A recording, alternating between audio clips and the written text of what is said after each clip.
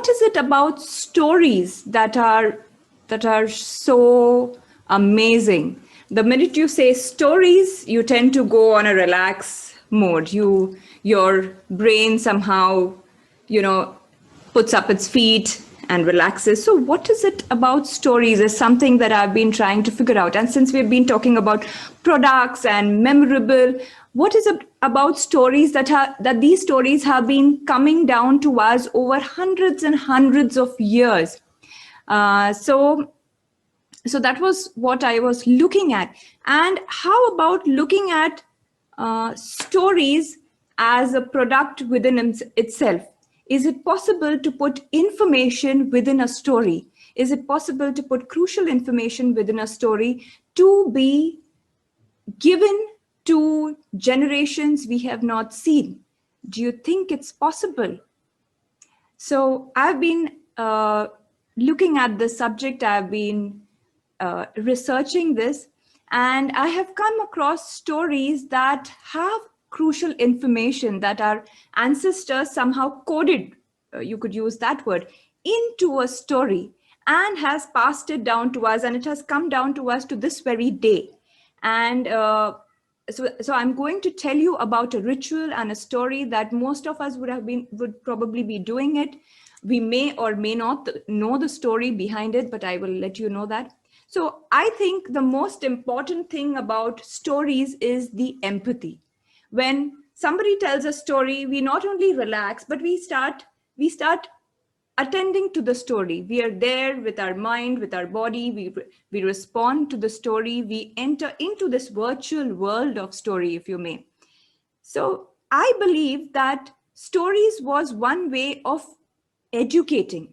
So we look at formal education, which began pretty recently. But what about before? How did people educate? Well, they were storytellers. And the fun thing about storytellers and stories is you begin as a student. Everybody begins as a student, and we listen to stories from our grandparents, from our parents. And then over time, somewhere we move to the other side and we become tellers. Now, this whole concept of storytelling per se has been, I don't know what word to use, dying out probably. My question is, how many of us tell stories? And I'm talking about folk tales. I'm talking about, yes, in the broader sense of the word, we do tell stories each and every day. We talk to each other. When we talk to each other, we are telling stories. But the stories that I'm referring to are folk tales.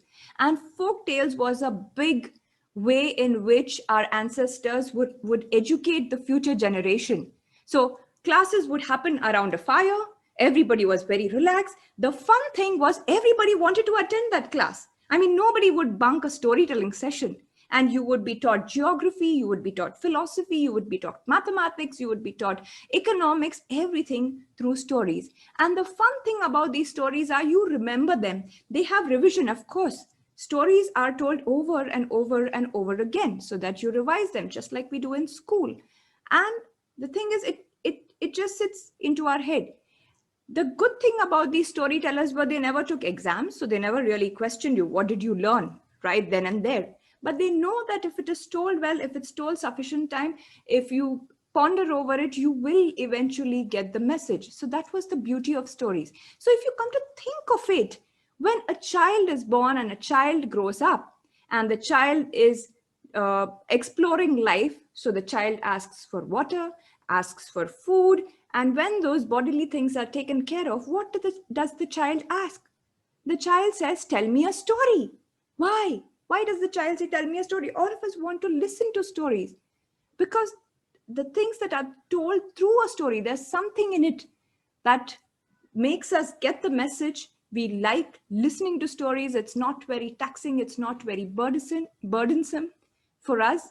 So today, I'm going to give you an example of one of the ways, or probably two, I'll tell you two stories of how our ancestors have very nicely coded information. Yes, there are many stories. There are moral, you ask kids these days, what is the moral of the story? Those are there, but I'm talking about crucial information. So if you've heard of the term Shitla Devi, So Sitala Devi, the word Sitala means to cool. She is a form of Durga. She is a form of Parvati. And there are many Sitala Devi temples across India. There is one in Mumbai. I'm sure there is one in Pune. There are quite a few. She is the goddess who is said to cure smallpox. Now, if you look at the history of smallpox, smallpox is one of the deadliest diseases that was ever there on earth, and many people have lost their lives to it or have been maimed by it. So they have lost their eyesight, they have been disfigured. So smallpox was a very dreaded disease. And our ancestors had been trying to see how they can cure it, how they can give relief to people. And this was something that everybody was afraid of. So our ancestors came up with this fun story. They coded this entire disease into a story form. And so that is the lesson that is put in a story. And as for revision, they insisted that we practice it every year. So our revision is still happening. So even though smallpox has been eradicated, it went off in 1979, but to this day, we are doing the revision. So if you do Shitla Mata Puja at your place, which happens on the 8th day or 9th day after Holi, you are doing a revision of a very important lesson that your ancestors left you. And when you're doing so, there are certain rituals that you're supposed to do, and there is the story that is supposed to be told. I don't know if people do it or not. I went and spoke to people in my society who do this ritual, but they do not know the story. So I'm going to tell you the story. So they say that this beautiful Sitla Mata, who is an avatar of Durga, used to live in the Devalok. And she, on the one hand, is the person who can cure the disease, but she can also inflict the disease. And she would go around the gods and actually inflict this disease on them. And then the god said, please, we don't want it here. Why don't you go down to the people and you can give the disease to them? So Shitla Mata came down and the disease came with her. And then people prayed to her, and then she cured people. So one day, Sitla Devi decided to come down in a particular village in Rajasthan to see if she is remembered there. So she does this timely checks. So she came down, and when she came down to earth, she took the form of an old lady, all with white hair and wrinkled face and everything. She came down and she began roaming through the streets of this small village in Rajasthan. And to her surprise, she saw there was not a single temple dedicated to her. This annoyed her a lot, but she still decided to explore the village. Now, while she was walking through the by-lanes of this village, it so happened that it was noontime and somebody had prepared rice, and they took the rice and they strained the rice over the wall. So they were probably on a little raised platform or something, and they thought that nobody uses that little street next to their house. They strained the water. And Sitla Mata happened to be passing there in the guise of an old lady. And all that hot, boiling rice water fell onto her. And when it fell onto her, she got these great big scars, these scabs of burns, and they looked whitish, like water drops full of white water. So it looked like rice water had fallen on her, and she got these scabs everywhere. And when this happened to her, she began screaming, for it was burning. It was burning her terribly. She began running around the streets screaming, help, somebody help me, somebody help me. Now, the people in the village were astonished to see this old lady. Remember, the story happened many years ago, and people were not used to seeing a stranger in their village. So they wondered who she was, and nobody came ahead to help her. And the old lady was running around. There was a potter. There was a small house. The house belonged to a potter. And the wife of the potter saw this old lady running around like that. She was in great pain. She could see that. So the potter's wife called to the old lady. She said, "Mother, come here, come to my house." And she said, "You look like you've got terribly burnt. Let me help you." So she went and she got some cold water, and she poured it over the old lady. And then the old lady began to feel better. And she said, "Thank you so much. Thank you. I was burning. It was so hot. Thank you for pouring that water on me." So the potter's wife, she got the old lady and she said, "You look like you're very hungry. Let me offer you something. But I'm the poor wife of a potter. I don't have any fancy food in my house. All I have is yesterday's leftover rice and some curd." So the word they use for the previous day's rice and curd is called rabadi. So she said, "I have this rabadi. Please, you can have it." So the old lady, she sat down and she had the rabadi, and it was really cooling for her. It was cooling for her stomach. It was cooling for the kind of burns that she had got.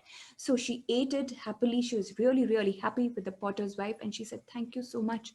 Now the potter's wife, she looked at the old lady. She saw her hair was in tangles. So she said, "Mother, let me comb your hair. Your hair is in tangles. Please let me help you." So the old lady, she said, "Why not?"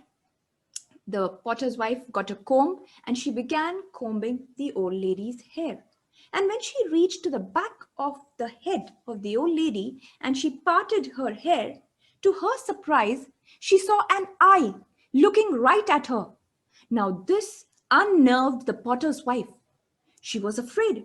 She thought, "What is this? Is this a spirit? It's certainly no human being, for human beings do not have eyes at the back of their head." So she got worried, she got scared, and she began running away. When the old lady stopped her and she said, "Stop, don't worry. I'm not a spirit. I'm not a bhuta. I'm not a preta. I am a goddess. I'm Sitla Devi." When the potter's wife heard that, she came there and she fell at her feet and she began crying. So the old lady, Sitla Devi, who had now transformed herself, she said, "Why are you crying? You've helped me and I'm so happy you've helped me. Why are you crying, dear?" So she said, I'm so sorry, goddess. You have come to my house, but look at me. I have got poverty all around me. I don't have a seat for you to sit down. I don't have any chair or any stool or any piece of furniture in my house where I could offer you a seat. Nothing. So the goddess said, "Don't worry. Outside the potter's house was a donkey." Now, most potters in those days they used to have donkeys over which they would load their earthenwares and take them for sale. So she said, "Don't worry. I will sit here on this donkey." And she said, "Ask me whatever you want, I will grant for you." So the potter's wife said, "It's my wish that you've come here to this village. You please stay here. Ensure that you're here." The goddess was very happy. She thought, "What a generous lady this one is." She did not ask for riches for herself. All she wanted was me to reside in this village. And then the goddess, she did something unusual. She took up a broom and she began sweeping the courtyard of the potter. So the potter's wife was surprised. She asked her mother, "What are you doing?" And the goddess said, "Don't worry. I am sweeping away the poverty that you are surrounded with." And so, if you look at the iconography of this goddess Sitla Devi, she's seated on a donkey. She has a broom in her hand. She has a dustpan in another hand. So she collected all that dust and she threw it out of the house. So in some statues, you find her holding a dustpan. In some statues, you find her holding a vessel full of lentils. So the goddess was very happy. She said to the potter that, potter's wife, "I want you to build me a temple." Now the potter's wife, she fell at her feet and she said, "Oh goddess, I am a poor woman. Where will I find the money to build you a temple?" "Oh, don't worry," said the goddess. "Don't worry. Take this water that I'm giving you, sprinkle it around your house. In 2 days' time, there is going to be a great fire, and all the houses in the village are going to be set on fire and they're going to burn down. But your house will be saved because I have come here and you have been so gracious to me. I'm going to save your house." And the king will be really surprised and he will come and ask about it. It is at that time you must tell the king the story, and you must ask him to build a temple for me. And most importantly, you must ask him to do this ritual that every day, every 11th day, once a year, 11th day or 8th day from the festival of Holi, you are supposed to not cook in your house. That day you will light no fire in your house. You will eat the previous day's food, the rabadi, and that will be what you will offer to me. And this ritual has to be followed every year. And since then, to this very day, we have communities who do this ritual. They will not cook on that particular day. They will eat only the previous day's food. And we wonder why. Why are they doing it? So what is happening is you are revising a very, very important lesson that our ancestors have left us. So people who have suffered from this illness are long gone. The illness itself is long gone. But should the illness, God forbid, come again, you will know how to identify the disease. You will know what you are supposed to do if this illness does come to you.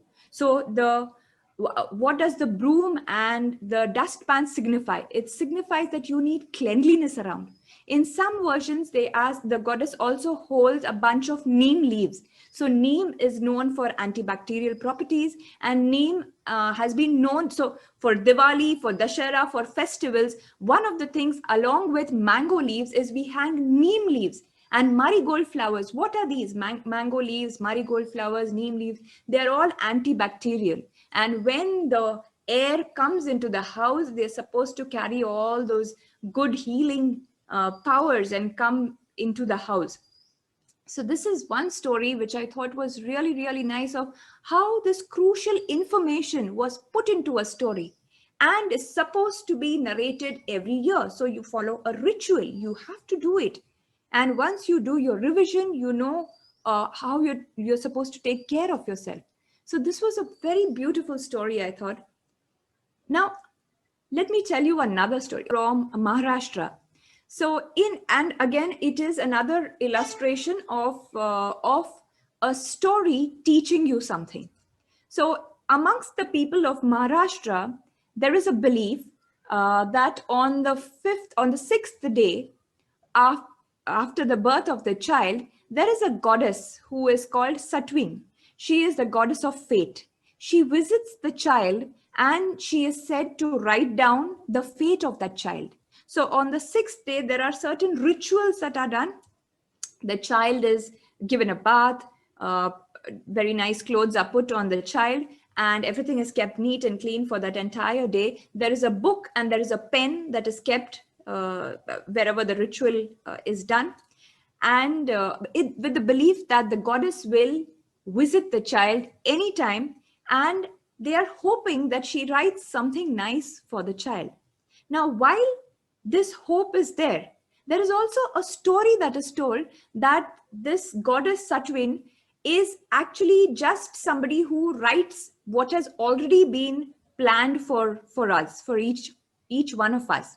So the story goes that the goddess Satwin has a daughter, and the goddess Satwin, every day she leaves her house early in the morning because she has to travel across the globe writing the fate of all the children. So one morning, the daughter wakes up and she says to her mother that, don't go today, please. Why don't you stay home? We'll have a nice time. You hardly spend any time with me.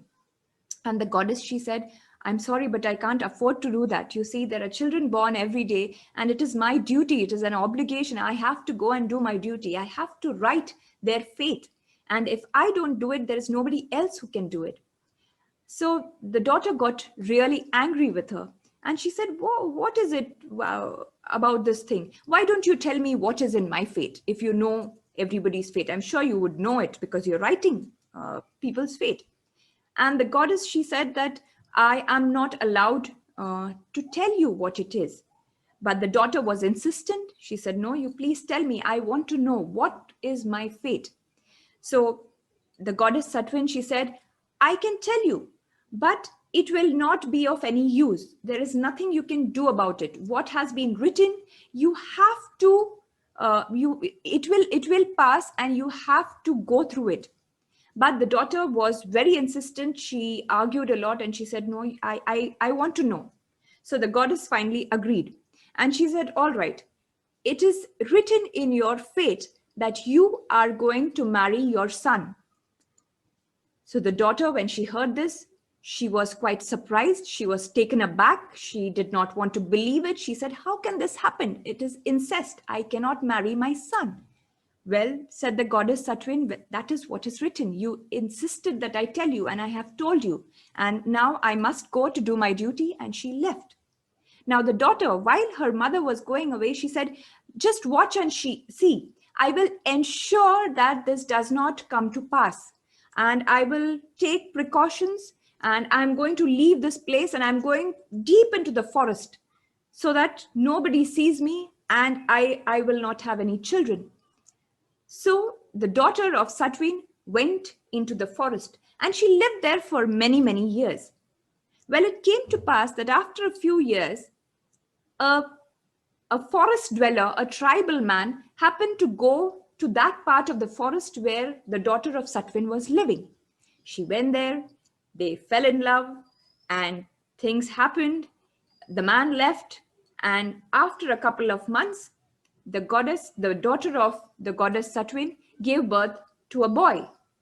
Well, now that she had the child in her arms, she looked at the child in disbelief and she recalled the words of her mother. And she said, what do I do now? I have this child in my arms. And if this child grows up, maybe what she has said will come true. This cannot happen. So she tried to kill the child. But a mother is a mother. She could not bring herself to actually carry out the deed and kill the child. So she thought, let me do the next best thing. Let me try and put this child in a place where the child will be killed. So she went around the forest and she finally saw there was a pathway through which the people in the village got their cattle to graze in the forest. And there were big herds of these cattle that would pass that street. So the daughter of Satwin took that child. Now, the daughter of Satwin was wearing a sari and she was said to be wearing a paithani sari. Now, a paithani sari is one that used to be only the royals and the gods and goddesses were said to wear these paithani saris. They're very expensive. So she tore off the pallu of the paithani sari that she was wearing. She wrapped that baby in that pallu and she went and placed the child when she saw there was a herd of cows, of cattle, of cows and buffaloes that were coming. So she placed the child and she went away. She could not bring herself to stand there and watch the child being trampled. Well, as fate would have it, the herd of cows and buffaloes came, but not a single animal stepped on the child. They went on either side of the child and passed through and went into the forest. Now, the cattle rearers who were accompanying this herd of cattle, they came across the child and they picked up the child. They looked around to see whose child it was, but there was nobody around. Then they looked at that paithani, the piece of paithani sari that was wrapped around the child, and they said to themselves, they said to each other that this child is no ordinary child. The child is wrapped in a piece of paithani sari. So this child is royalty. And if it is royalty, we must take it to the king. So they took that child to the king of that place. Now the king and the queen of that place had no children of their own. So the queen was delighted when she received this gift and she was very happy and she said, I will bring up this child as my own. So this little baby had found a home. By and by, time passed. The baby grew up. He grew up into a handsome man. He was given all the education. He was given everything that a prince would have. He was taught horse riding and all the skills, swordmanship and everything. And he soon got to an age where he was to be married. And the proposals were sent out to all the neighboring kingdoms to see if there was a suitable girl for this man to marry, the prince to marry. Now, meanwhile, in the forest, the daughter of Satwin was still roaming around. Now that she had got rid of the child, she thought the child is probably dead. She relaxed and she started walking around and seeing people. When she came, there was a king who had gone hunting in the forest, and he came across this girl, for she was just a young girl, and he decided to adopt her. Now, remember, she was the daughter of a goddess, and so she was not human. And these semi-human goddess-like people, they do not age like us. So she was as young as ever after so many years. So the king adopted her. He took her to his palace, and when he heard of this proposal of the neighboring kingdom about the prince, he thought his daughter was the most suitable princess who can marry the king. So the proposals were sent, and they found that it was a good match, and the wedding was scheduled. The wedding was held. There was a great celebration. Lots of people were invited. There was grand feasting, and the daughter of Satwin was married to the prince, who she did not know, but was her own son. Well, the prince and princess fell in love with each other, and they began living a happy life. By and by, the daughter of Satwin had a child. It was a little baby boy. Everybody in the kingdom were happy. There were sweets distributed to everyone. There was so much of happiness. The daughter of Satwin was very happy. She thought she had overcome what was written in her fate. She was super happy. And one fine day, as she was seated in her royal room, and she was seated there and she was contemplating, I have done everything, nothing can happen to me, no bad can happen. And she called for her baby. Her baby had been taken to the grandmother, the queen. And the queen, when she was playing with that little child, and she looked at the child and she said to herself, this child looks exactly like his father when I first saw him. And then the queen, she remembered that piece of cloth. So she asked her maid to get the piece of cloth in which the prince had come wrapped. And she put that piece of cloth around her grandchild, and she looked at that child. And at that time, that little child was called for by its mother. So the maid picked up the child with that piece of paitani, that old piece of paitani, and took it to the mother. When the Satwin's daughter, she saw that piece of cloth, she recognized it. She stood up and she was shocked. She went to the queen and she asked the queen, she said, tell me the truth. Is that your son? And it is then that the queen, she confessed and she said, no, it is not my own son. It's not my biological son. It is the son, it is this boy who the cattle herders brought to me. And since I did not have any child of my own, we adopted this child. At that time, the daughter of Satwin was shocked, and she realized that what was written in her fate had come to pass. She was shocked beyond belief. She did not know what to do. She was angry, and at that time she realized that there was only one thing that she could do. So she killed that child. She herself committed suicide. When the prince came and he got to know, she told him just as she was dying what had happened. He too could not bear it. He could not come to the realization that the lady who was there, who had tried to, who he was married to, was his own mother. And so he too committed suicide. So this is quite a tragic story. But what does this story tell you? The story tells us that while we believe and we try to please the goddess Satwin, that she should write something nice for our children, she herself was not in a position to help her own child. So these were the two stories that I had got for you to show you, to illustrate to you how stories also can be designed. They can be looked at as a product. They can be designed with crucial information. And we have living examples of these stories having survived so many years. So Anjali, what you were talking about how these things outlive the people who created them. So this is here two lovely examples of stories with important teachings that have survived for so long. So that is all that I have for you today. Do you have any questions for me? I think we forgot for a minute that it's like a very serious session going on, because whenever we listen to your stories, I think they're very, they transform you, to some other place, to some other era. And so, yes, I thoroughly enjoyed it. And of course, people can't talk. So otherwise they would have also said, I think, similar things. So there's one question. I think this person is asking a question, Mhm. very intrigued with the story, and the question is, did you come up with these stories, or these are written stories? These are stories. I don't know if they are written. They probably are written somewhere. Hmm. These are existing stories. These are probably written in Sanskrit. I don't know. If you go to search them, where I found them in, well, I research in a lot of places. These particular ones I found at the Bhandarkar Oriental Institute, where Hmm. there are these really old books, and that is the place where you'll find these gems. Okay, So cool. I was pleasantly surprised to find this story. So I found the story, and I did not know that a ritual existed. So it so happened that I got to know from somebody in my society, and they spoke about this ritual. They said, no, it is Shitla Mata ki puja hai, और हम घर पे कुछ नहीं पकाएंगे.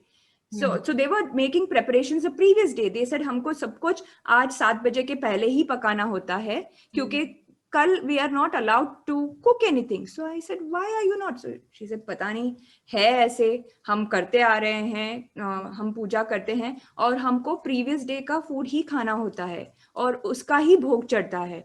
So I was pretty surprised, and it just so happened that I had found this story, and I put two and two together.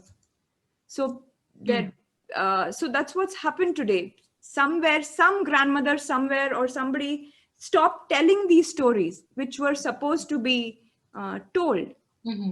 And then what happened was the ritual was followed, because a ritual, you are using a lot of material things, Hmm. right? In a story, I'm just telling you a story.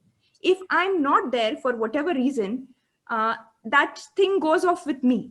But a ritual which involves artifacts, like the Satwin Puja, they use the grinding stone Hmm. as the Devi, and they do puja to it. So the thing is that it is a material thing. You have seen it, and you can see your neighbors doing it, so you know you're supposed to do this. But if that person who is there to tell the story is absent, the story is gone. That's true. But you know that you're supposed to do this, so you keep doing that ritual every year. Hmm.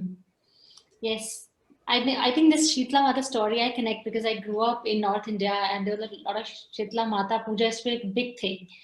And I think I'm gonna share this story too with my siblings. Okay, do you know what the Shitla Mata story? So it's very fascinating because we used not cook anything that day, and we Yes. never knew like why. So I think this was very interesting.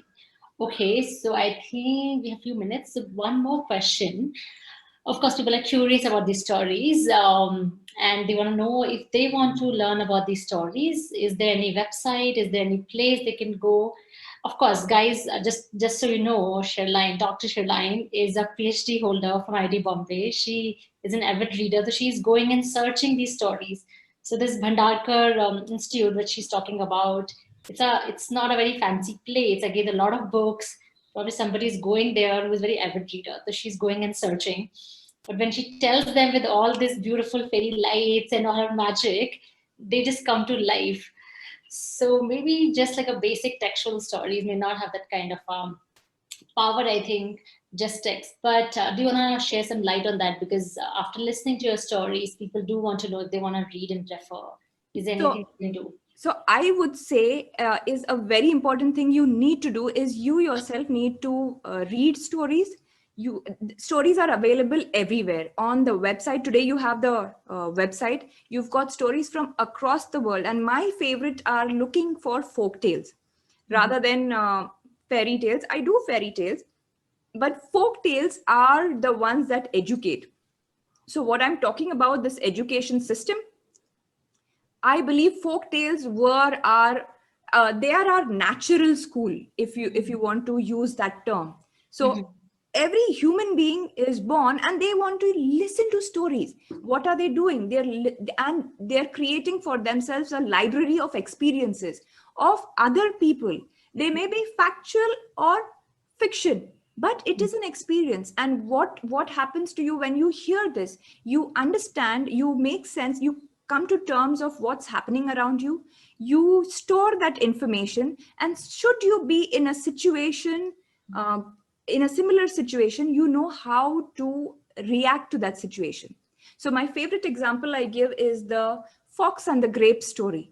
If you have heard the story, and someday you are in a position where you really want something, but you have not got it for whatever reason. You've heard this story and you relate to it, and you say it's all right, maybe those grapes were sour. But if you have not heard that story at all, then what happens? Then you might go into self-blame. You might go into blaming everybody else around. It will be difficult for you to come to terms with what has happened. So it's very important for you to listen to stories. Much more important is for you to tell those stories. So don't keep it to yourselves. You must tell, and you must keep the tradition alive. Yes. Okay, so last question before we let you go.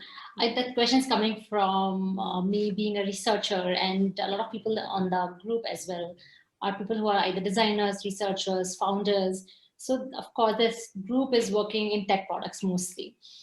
And when you're talking, and of course, you come from a design background yourself. So often, so if somebody wants to use storytelling as a tool to connect to their users or tell that story, do you want to share anything? How can they use storytelling as a tool, as a researcher or as a designer? Yeah. So storytelling has been used as a tool. It's been used a lot in medicine. So I remember attending a conference, I think around 15 years back, when the whole conference was on storytelling in its various forms. And one of the forms was where they were talking to patients. And rather than asking, so doctors were using storytelling to get information from the patients about their if the medicine is working, if not. So instead of asking pointed questions, they would ask the patient to tell them about their day or their week. Tell me everything, what has happened, what did you do throughout the day. And while narrating this, somewhere then the doctor would sit down with that narration and kind of make sense of, is this person taking the medicine?